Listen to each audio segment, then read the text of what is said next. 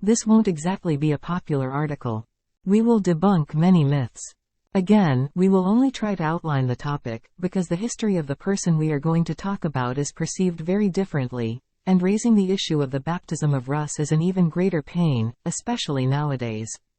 It's time for one of the most interesting historical Vikings. Vladimir the Great. Vladimir was born Waldemar, and we can safely say that a man considered a saint in all Orthodox churches, as well as in some Catholic churches, known throughout Slavic Europe and also in the Middle East, at the beginning of his life was treated worse by his family than Ivar Boneless. Nevertheless, like Alauddin Haji, he took everything for himself. However, in the beginning of his life, nothing indicated that everyone would have to take this man into account or need him.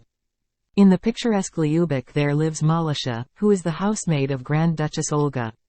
She becomes Sviatoslav's concubine to her son, and from this union Waldemar is born. Known primarily as farmhand. This is the nicest of the names his family called him. According to the latest research, Prince Vladimir was born in Volhynia in the village of Budyatyche, now in the Volyn Oblast, near the monastery in Zimno. In any case, born from a slave, he had no chance of being someone respectable. Some legends say that Malasha was the daughter of Prince Devlin, the same one who wanted to marry Olga. Then the question arises, how did she become a slave? Her father had to sell her, or it was the result of the war. Some say the woman came from Scandinavia and her name was Malfried. Transferring his capital to Pereyaslavice, Sviatoslav designated Vladimir ruler of Novgorod the Great in 970, after being a prince of Small Ilmen, but gave Kiev to his legitimate son Yaropolk. After Sviatoslav's death at the hands of the Pechenegs in 972, a fratricidal war erupted in 977 between Yaropolk and his younger brother Oleg, ruler of the Drevlians. Vladimir fled abroad and assembled a Varangian army to assist him in deposing Yaropolk. Did he meet Anna then? This can neither be denied nor ruled out. Did Anna promise him that he would be as powerful as Basileus? It is doubtful that this familiarity has reached this level. He returned at the head of allied Viking troops. On his return the next year, he marched against Yaropolk with the help of Jarl Håkon Sigurdsson and Uncle Dobrin. This person may indicate that Vladimir's mother was related to the Vikings, or it was an acquaintance from service in Byzantium. On his way to Kiev he sent ambassadors to Rogvolod, Norse, Ragnvald, Prince of Polotsk, to sue for the hand of his daughter Roneda, Norse, Ragnhild. The high-born princess refused to affiliate herself to the son of a bondswoman, and was betrothed to Yaropolk, so Vladimir attacked Polotsk. Here, Vladimir met his first wife Rogveda, whom he married in the pagan rite. Vladimir the Great gathered troops, beginning preparations for war against his brother Yaropolk, the Prince of Kiev. He was probably looking for allies among his neighbors at that time, so he sent matchmakers to the daughter of the Polotsk Prince Rogvolod in order to secure military support from his future father-in-law. However, Rogvolod had already promised Roneda to Yaropolk. After the matchmakers from Vladimir arrived, the Prince of Polotsk asked his daughter whom she wanted to marry, Vladimir or Yaropolk. She told that she didn't want the bastard, and she didn't even expect how much these words would impact her life. In fact, Roneda had no choice. He raped her in front of the whole family. Which may be outrageous today, but not so much to the Vikings and pagan Slavs. In this way, by calling it by name, he marked his ownership and at the same time humiliated the rebels. You could even say that rape was a form of marriage for pagan Slavs. Boleslav the Brave will do the same with Preboslava. You enter the Tiram and take it by force. Indeed, no one else has ever come up with this idea. According to the Novgorod Chronicles, it was at his urging that Sviatoslav I sent his illegitimate son, Vladimir, to govern Novgorod, with Dobrynya as his tutor. 9 years later, Dobrynya persuaded Vladimir to wrest Kiev from his brother Yaropolk. On their way to Kiev, Yaropolk's bride, Roneda of Polotsk, offended Dobrynya by calling his sister bondswoman. Dobrynya took his revenge by arranging Roneda's rape by Vladimir. After Vladimir's enthronement in Kiev, Dobrynya returned to rule Novgorod in his name. He accompanied his nephew in the 985 expedition against Volga Bulgaria and, following his lead, erected an idol of Perun on the bank of the Volkhov River. After the baptism of Kiev, he is said to have forced the Novgorodians into Christianity, by fire. Vasily Tatishchev wrote that Dobrynya, along with Bishop Ioachim Korzuninin, faced a violent, pagan mob which burned Dobrynya's house and killed his wife and several other family members. After Vladimir's enthronement in Kiev, Dobrynya returned to rule Novgorod in his name. He accompanied his nephew in the 985 expedition against Volga Bulgaria and, following his lead, erected an idol of Perun on the bank of the Volkhov River. After the baptism of Kiev, he is said to have forced the Novgorodians into Christianity, by fire. Vasily Tatishchev wrote that Dobrynya, along with Bishop Ioachim Korzuninin, faced a violent, pagan mob which burned Dobrynya's house and killed his wife and several other family members. Yaropolk was killed in his residence by Vladimir's Varangians. This is how Vladimir became the Lord of Kiev, and Uncle Dobrynya became the voivode of Rus. Vladimir did a poorly thanking his Viking allies, as he expelled them. Thanks to his victorious expeditions against Lithuania, Poland, Vyatich, those created future Moscow, its Don Principality, Bulgarians and Subcarpathian Croats, over time their region of residence will shift, his country becomes a superpower. He managed to form an alliance with the Severians, Ulichs and declare war on the Pechenegs, later known as the Tatars. Exiles from various countries come to the court in Kiev, because they are incorporated into the prince's team. If we talk about Vladimir, we must mention Basil II. These two have a lot in common and as well divide a lot. Their fates are somewhat similar, although Basil will always look askance at the pariah who he let into the salons. Basil II is a basileus with problems. He became famous as the Bulgar Slayer, but this wouldn't have happened if there weren't an ally. The first years of his rule were the rebellion of the Phokas and Skleros. In addition, there are the manipulations of Basil Lekapen, the harem Kislega, Parakoimomenos in Greek. That's why we use better well-known names. The Bulgarians, led by Samuel, regained their independence. The defeat at Serdica led to the removal from office of Bardas Phokas, who gathered an army in Caesarea in Cappadocia and declared himself basileus. At the moment, there is no indication that this man will lead to the baptism of the Slavs, defeat the Bulgarians, expand the empire beyond Taurus, led to the flourishing of art and science. He took power with Constantine, but he did not intend to share it. Constantine VIII is so effectively removed from power, he is left with hunting and parties. In traditional Roman style, he will slip. On August 15, 987, Basil lost Asia Minor to Phokas and, in fact, only had control of the treasury. In search of allies, he sends an envoy to Vladimir of Kiev. It's a mutual interest. Vladimir will send a contingent in exchange for marrying Anna. Even if Basileus had no desire for such relationships, and the romantic stories about Anna once meeting Vladimir are just legends, Basileus had no choice. He knew about Vladimir from Olga, who visited Byzantium, but her son and grandson returned to pagan beliefs, which does not bother Byzantium if someone serves as a bodyguard or minor ally. However, Vladimir wanted to be equal. He will never be like that, but in a sense he has become a third force. It is not known to what extent they met when he was on army in Byzantium, because we also find information that at that time the prince was with the Vikings. Perhaps the prince was both here and here. Basil certainly learned about him when he occupied Chersonesos in the Crimea, which belonged to Byzantium. This is Kherson. And then the Basileus decides to give his sister in marriage to a rather exotic prince. Basileus needed these people who were considered wild and battle-mad. In return, however, he orders baptism.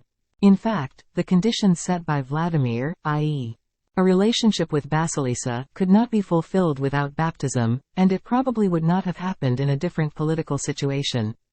Porphyrogenetics are like the daughters of sultans. A relationship with them means prestige, but also slavery, because certain conditions must be met. Anna can still be said to have helped Vladimir, because she tolerated the existence of the previous women and their children, although the treaty stated that their children would be the Russian Kagans. This kindness of heart will backfire on her, because the Rurikovich family is as capable of murder and poison as the Byzantine dynasties. This marriage is important for Vladimir, who is still perceived as an illegitimate son, the descendant of a slave.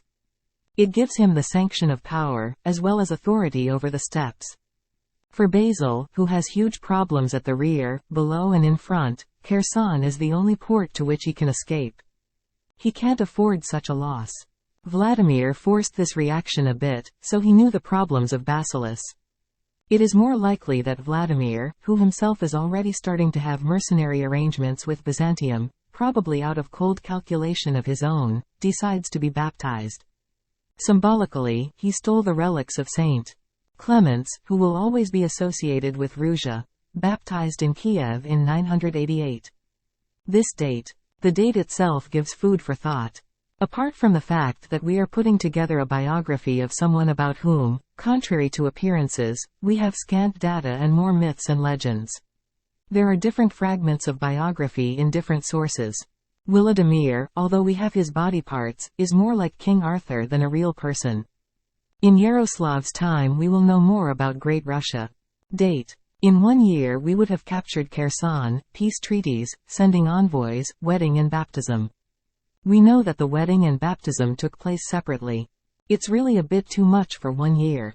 The envoys did not go to Constantinople for the 1 day and did not use planes. These are rituals. Diplomacy has always been governed by courtesy. I think that the order of wedding and baptism may be different, or the baptism date may have to be postponed by a year. We still have wars with the Bulgarians. The novel of the past years makes Vladimir also responsible for the baptism in the Dnieper of his entire team. The team, but also the nation. Definitely not, although it is officially believed that this nation is Christian and motivated to follow its ruler. It is not known whether such a baptism took place. In fact, most of Russia is still pagan. Most likely, the baptism concerned only the prince. Well, then baptism before the wedding. We are postponing the wedding. Or we baptize the prince and then they get married. Nobody asks these questions, but we should. Vladimir was officially baptized at the instigation of the envoys, who were impressed by Byzantine ceremonies and temples. With the help of the Russian contingent, he is victorious in the Battle of Abydos.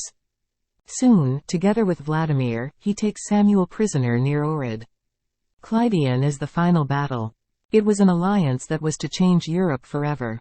Thanks to Anna, Byzantine culture will settle permanently in Russian lands. Anna lives in a palace built especially for her. Decorated with frescoes. Vladimir ordered the public humiliation of idols, and then, thanks to the metropolitans who arrived with Anna, churches and monasteries were built on the Byzantine model. After her death, he will marry the granddaughter of Otto I. The most important person taking part in the baptism is Anastasios. The decision to divorce forced by Basil II prompted Roneda to plan an attempt on her husband's life. A description of the attempted murder was presented by Letopis Lavrentusky in 1128. However, the assassination attempt was thwarted. Vladimir ordered his wife to put on wedding clothes and decided to kill her with his own hands. Roneda, on the other hand, gave her son, Izyaslav, his father's sword and instructed him what to say when he arrived. At the sight of his son with a sword, Vladimir restrained his anger, but did not leave Roneda and Izyaslav in Kiev. He sent them to the newly built Izyaslav castle. Izislav from Pollock is not a character from the Walhalla series. Played by one of the two outstanding Polish actors of her generation. From now on, the sons will fight against their father. Great Russia will perish as quickly as it was born. Chrysocheirus, a relative of Vladimir, was killed with his team because they feared his betrayal. He was in the Varangians. He actually made some raids and got involved with a sect. Vladimir is an important person for all republics, Russia and even some Slavic countries within the Union. This is a character that should not be touched to avoid causing a dispute. The map leaves no doubts. There's a magic carpet left, and we don't know anything about it.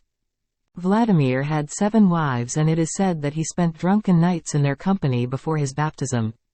This is very surprising to people brought up in the tradition of the Western Church. They also forget that in this faction the issue of monogamy was not so clear at the beginning. All this will take shape in the late Middle Ages and the Renaissance, and will end with the Council of Trent. He is the ruler of the Eastern Church, he has the right to do so, although he is such a busy man that it is doubtful that he would find time for daily orgies. These were calumnies cast by the Western Empire. You can't build an empire and stay in bed all the time.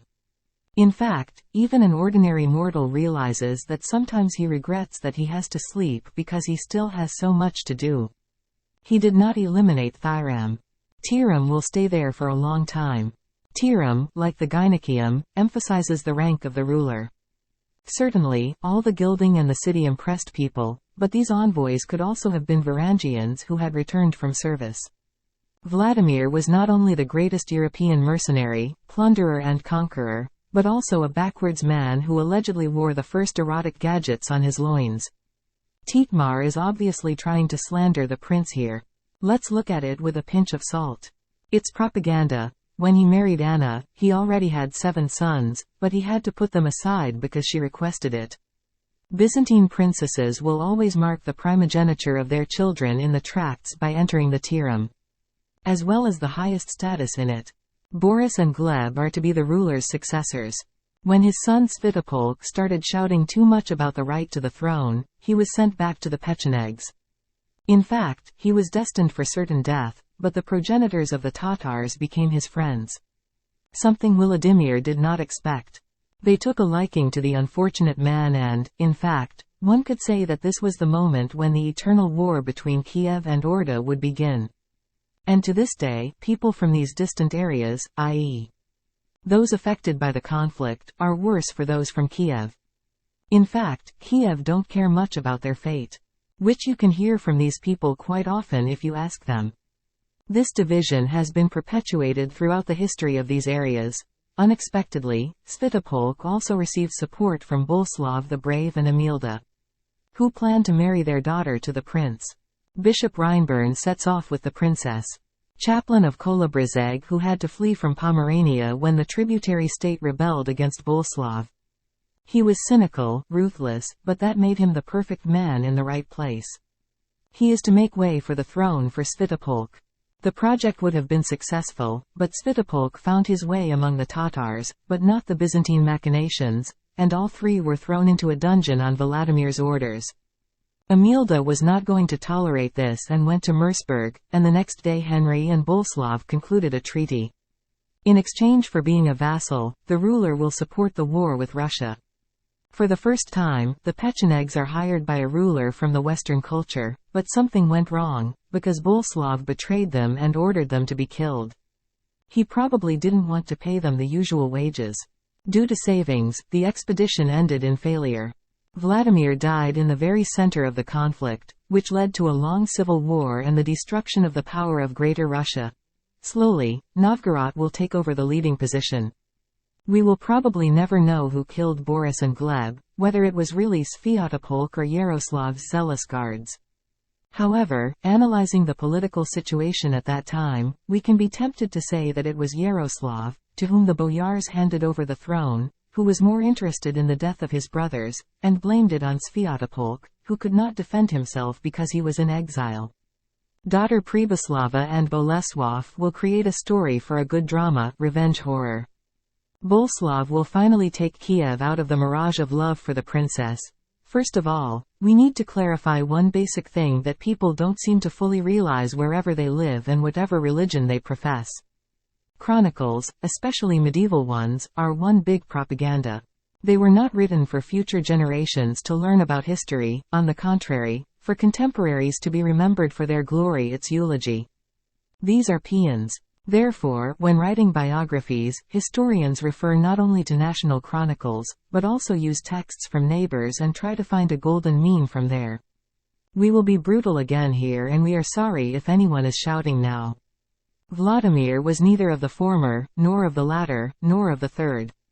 He was a great Russian, or a Viking. In his world there are no concepts of Russia, Ukraine, Belarus, Romania, Slovakia, and part of this greater Russia also includes a piece of Poland. Therefore, we cannot attribute to him being someone he was not. Let us worship him on altars if we want. He truly introduced Great Russia to the international arena. From now on we will have to take it into account, but let's not attribute him to being someone he wasn't. Let's not imagine that the ruler of the Polans was called a Pole. They did not think that it was Poland, because such a thing simply did not exist during his reign, or the ruler of Greater Russia, not Russia, because again there was no such state in their mentality. Did the ruler of Bohemia, even if it was Borovoy, because there is so little data that we doubt that he was baptized at all, think of himself as a Czech? Lithuania was baptized twice. The ruler of the Franks did not think he was French. He is the ruler of the Franks, not of France or the French, because no one there will think about these concepts for a long time. Therefore, let us not assume that when the ruler was baptized, suddenly the entire nation, including the ruler, ran to church and everything else disappeared. All these baptisms of given countries were a political element. They raised the rank of the state. They ensured the support of the papacy or basileus as well as successful or less successful coalitions with Byzantium or the Holy Empire. Depends on the religious trend, but most people stay with old beliefs. This ruler and sometimes some part of the elite or the capital city were baptized, but not the entire nation. People adopted the new religion over time. They often rejected the new one in favor of the old one and returned. The reasons varied, but most of the country was pagan on the beginning. These other cults would really become irritating in the late Middle Ages, not in the early days of the Church taking control of life. The same applies to conversion to Islam, Buddhism, or any other religion. This is what the process looks like. Buddhism disappeared from India, although it was accepted there. What could have been interesting about this religion for Vladimir, apart from the alliance with Byzantium? Only that it was the religion of slaves, and he himself, born of a slave, was such a person. The name Rus comes from a legendary tribe from Scandinavia. This is an official legend, but we actually know little about this Rus. The etymology of the word, Rus, has always been controversial. In the past, it was derived from the name of the ancient Roxolon tribe from the word Rosieha, which means scattered, across the land, far away, topographical and other names. Modern linguists most often derive the name, Rus, from the Varangian name, Rus, Ros, mentioned since 839, and connect it with the Finno-Ugric, Ruotsi, which means, inhabitants of the coast. Finns still call Swedes this way, from whom they may have taken the word, because Roslag means, coast, in Old Norse. Most likely, the name Rus was taken over by the Eastern Slavs from the Varangians, so to the layman. In layman's terms, we simply have no idea where this name came from, what area it referred to and whether these people called themselves that. The name, Rus, could have been, at least until the mid-10th century, not an ethnic concept, but denoting a social organization of a military and merchant nature, the center of which was Kiev. Presumably, the social category of Rus was created on a Norman initiative. These were supposedly Vikings collecting tribute. In the Chronicle, the novel of past years from 1113, the author mentions that Rus, as a tribe, came with Rurik to Novgorod from Scandinavia. The term Rus has been associated with the term Russia since the 19th century. The name Russia comes from the Greek name of Rus Rosia, first used by Constantine VII Porphyrogenitus in the work, On Ceremonies, from the 10th century. It appears in Russian written sources since 1387 and means, Rus. The authority of the Grand Princes of Kiev and later of Vladimir over the remaining Russian principalities was expressed, among others, using the title, Grand Khagan of Kiev and or Vladimir and all Rus. Around 1305, the title, Grand Prince of all Rus, appeared, used by the Grand Princes of Vladimir, Tver and Moscow. Latter since Ivan IV, this title then belonged to the Russian Tsars. The terms Russia and Rus have been used interchangeably in the Russian state for several centuries. It was only in the times of Peter the Great that the term Russia became more popular than the term Ruthenia. The term Rus is also associated with the term Ruthenians, most often denoting the indigenous population of the areas of present-day Ukraine in the period before the formation of modern national consciousness as a result of the 19th-century nation-building processes. The name Rusini disappeared with the formation of modern Ukrainian national consciousness. There are still small groups of people in Transcarpathia, Slovakia and Vojvodina called Ruthenians. In a broader context, this name refers to all East Slavic nations and the Orthodox population in the lands of historic Rus. For a layman, where is Rus? Everywhere, because in theory all the leading republics are Ruthenians, excluding Livonia and Lithuania. These are the Balts. When we start to delve deeper into the topic and also touch on ethnology and the nations that live there, we discover with pain that it may be nowhere. Someone once created this concept and used it interchangeably. What exactly it meant, I guess only he knew. Of course, language and culture have done their job for centuries. They united these nations, but what the indigenous concept of Rus is, we create theories, we do not know it and we do not know where it is. However, transferring modern names to these lands is certainly an even greater mistake. This Rus came from somewhere, in this Poles confederation, so these people thought of themselves as citizens of a given Cogent and probably used Rus in external transactions. Kievan Rus is officially huge, but in reality it is not. It's a country based on clientele. In fact, we don't even know how deep into the steppe this Ruthenia reached. Principalities entered into an alliance, left, were conquered, or fought for independence. And now a more interesting problem arises: whether Moscow can claim to be the heir of Greater Russia, also known as Kievan Rus. Moscow comes quite late in history. The most important principality in those areas is Novgorod. It was separated from Novgorod by Alexander Nevsky. Of course, in cultural terms, they are all heirs to the alliance of Byzantium and Vladimir, but Moscow certainly has little in common with Great Russia in historical terms, but more with Novgorod. Unless we finally find documents defining the borders of Greater Russia. Moscow he is the heir to another powerful principality of Novgorod. Wondering whether Vladimir was a citizen of Russia or Ukraine is downright pathetic. He was not a citizen of any of these countries. Did he baptize all Ruthenian-speaking nations?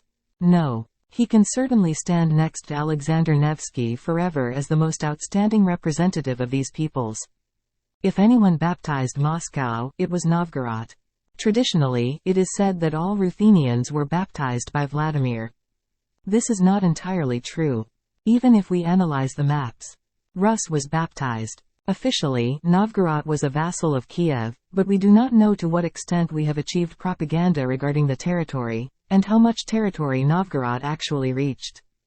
The fact is that Yaroslav the Wise took power in Novgorod, and since that time we know more about that region. However, the real power there is held by the boyars. The best film about Vladimir is definitely The Viking. A Russian-Ukrainian and few others production from the time when they liked each other. It's international production. I agree with your mother, it's best to throw everyone out and leave only the Banderites and Dillingerites. Feel proud just thinking about what kind of guiding lights we'd get to not follow. They welcomed us to Canada with such pride. This is because the people who rule Ukraine are not Ukrainians and have no idea about the history of this country. Besides, oligarchs don't need knowledge. It happened on both sites. Unfortunately, it is impossible to separate the history of Ukraine and Russia completely. It is unrealistic, as is the case with any republic. Let them erase the opera about King Igor, but it was this opera that brought the history of Kievan Rus to the world for over 100 years. The dispute about whether Vladimir was Russian or Ukrainian is also unnecessary. He could call himself a Viking, because he was in Scandinavia for some time seeking mercenaries. He could say that he was Great Russian, but the concepts of Russia and Ukraine did not exist in his lifetime. The change of the date of Christmas and this wonderful statement about returning to Europe and convincing people that they are returning to the civilized world are also ridiculous. By being baptized from Byzantium, they became more civilized than the Latins. They flourished because they formed an alliance with Byzantium, not the Latins. Byzantium never celebrated Christmas on December 25th.